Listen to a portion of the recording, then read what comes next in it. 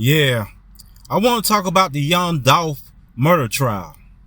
And the reason why I want to talk about it because it should be a life lesson, a street life lesson for every black man in America, especially if you've been following the trial, and on the streets of Memphis, as where everybody know, it's been a whole lot of violence going on, a lot of homicides and a whole lot of snitching. You know what I mean? And it should be a life lesson for everyone because you have to understand and realize the streets don't love you. Like the streets don't care if you live or die. The streets don't care if you eat or don't eat. You know what I mean? Eat or don't eat. But you have to live in this world and utilize urban wisdom. You have to have street knowledge, urban wisdom.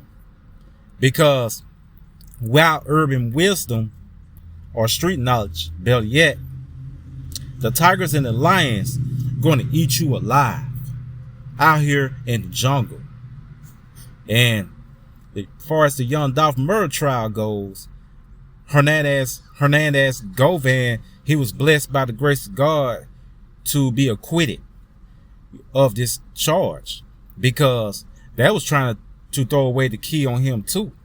They already threw away the key on Justin Johnson, but I feel like Justin Johnson shouldn't be the one that they should have tried first. They should have tried the actual individual who was the first person to get out the car and attack Dolph.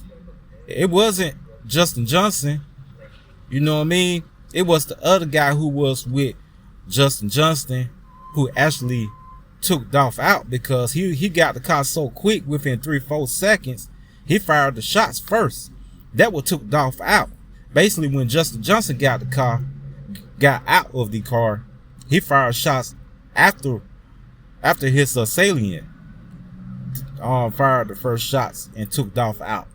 So I feel like this trial still being ran backwards in a sense, but I have an idea of the reason why, because the other guy who was with Justin Johnson, he did all the snitching, he did all the talking, so basically he's getting more of a pass, but they're still gonna give him time. You feel what I'm saying?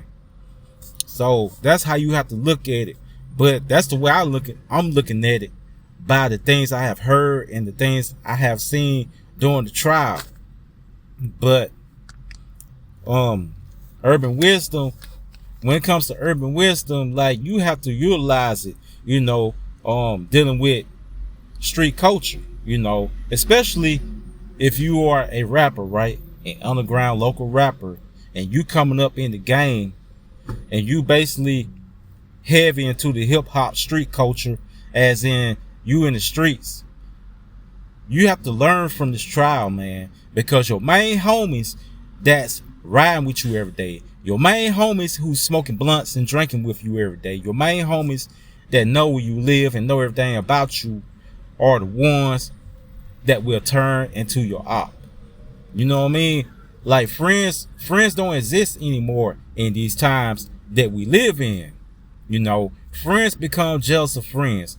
Friends become envious of their friends because they hate the fact that they are seeing their friend getting more money, getting more women, possessing more jewelry, more flashy jewelry. They got flashy cars and houses. Friends become envious of that. Niggas are envious of each other. That's the problem with our black culture. That's why we don't have shit now as a whole, because we hate to see each other have more than the next man. We don't want to see our own people come up. That's what holding us back right now, is the fact that we hate to see each other have something or be happy. Bottom line, no ifs or buts about it. So take it for what it's worth, especially this trial. If you didn't learn anything from this trial, something is seriously wrong with you. Especially if you're a street nigga, something is seriously wrong with you. I know I definitely did, because I have been watching the whole trial, man, and I learned a lot from this trial. You know, and what the trial actually taught me is to distance myself from niggas. The trial taught me that if you're gonna do some dirt, do it by yourself. If you want to hit a lick for real, do it by yourself. But I'm not saying or I'm not trying to encourage crime. I'm not trying to encourage violence. But I'm just saying, if you on that type of mission, if you are in that walk of life, then if you're gonna do something, do it by yourself. You know, because your homie, your main homie, he gonna go back and snitch on you. You know what I mean? You have guys everywhere across the country that are snitching. Snitching is up at an all-time high, man.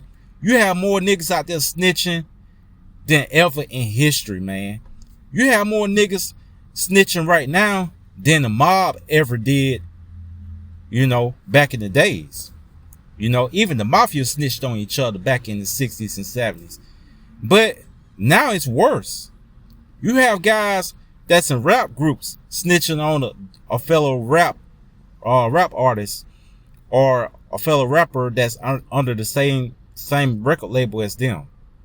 You know, you have mamas and daddies snitching on their kids. It has gotten that bad. You know, so you have no loyalty out here. There's no loyalty out here at all, period. And that's one of the main reasons why I ride solo. I'm by myself 24/7. Even at the workplace, you can't trust your co-workers or your supervisors, your leads. You can't trust nobody. I don't care if they are a man or a woman. You can't trust nobody. Nobody is to be trusted. Everybody is out to bring the next black brother or sister down. And that's the world we live in today, man. You know, that's the urban life reality / life reality. So if you trying to live a peaceful life, and if you're trying to grow and develop and prosper, your best bet is to use your wisdom. Use your wisdom and use common sense. Learn to be strong mentally. Be a loner. You don't need friends. You don't need homegirls. You don't need homeboys. Because this Young Dolph trial, should teach everybody a lesson, a life lesson. You have nobody. Because guess what? If you with somebody when they commit a crime or unalive somebody, they're going to bring you down with them. Because you have to realize that nigga do not want to go down by himself. He going to bring you down with him. That's the name of the game. But thanks to the grace of God, I don't need to commit a crime. I don't want to, because I don't believe in being jealous or envious of the next black man or black sister. Like, what's the purpose in that? You can't win living your life jealous or being envious of everybody that's around you just because they have a job, just because they have a successful rap career, just because they have fans, just because they have nice cars and jewelry. You want to be jealous, but at the same time, you have a mind, you have eyes, you have hands, you have feet. You have the room to accomplish the same exact thing as that man have. You know, you have the ability and talent and mind to be able to do what you want to do to have a better life. There's no excuse. You can do it. But the problem is, guys are too lazy to get up and make something happen. Instead, they want to go out there and take somebody's life just because they are jealous and just because they want money from them when they don't have money or too lazy to get up and go get some money. You feel what I'm saying? But that's what it is, man. You know, and far as the rap industry violence goes, like, it's been going on consistently this whole time for the past 6 years. I'm gonna say about 6-7 years. It's been going on badly, consistently, back to back. Every time you turn around, you have different rappers losing their life. They are getting assassinated because of a rap beef or jealousy. You know what I mean? Like Mo 3, for example. Back in the day, you had Tupac and Biggie. Back in the days, you know. And then you have other rappers, you know, like Soulja Slim. May he rest in peace. He was one of my favorite rappers, Soulja Slim. But at the same time, I just don't agree with this rap industry violence. You know, my whole point is, why go take the next artist's life when you both are successful, when you both have fans, when you both have tight lyrics, tight songs, tight albums? You can go make more money. But instead, you want to go take out the next rapper that you beefing with, when y'all can talk about it, get an understanding, squash the beef, and go make some money together. Like, why these rappers refuse to do that? Like, I don't understand. It's so much money out here. If I was a rapper, I'll stop beefing with all the rappers that I was beefing with, and I'll collab with them and make more songs, make albums, you know, with multiple artists. More songs and more albums that you produce, the more money you will make, because music streaming makes a whole lot of money. It really do. You know what I mean? As long as you got the subscribers and the reach, and you know how to promote, you know, you can do it. It's possible.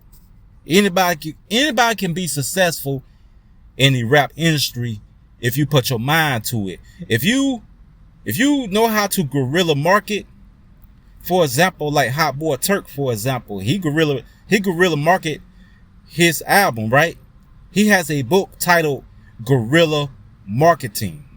So if you watch Hot Boy Turk's channel, you can get the link to the book and order it.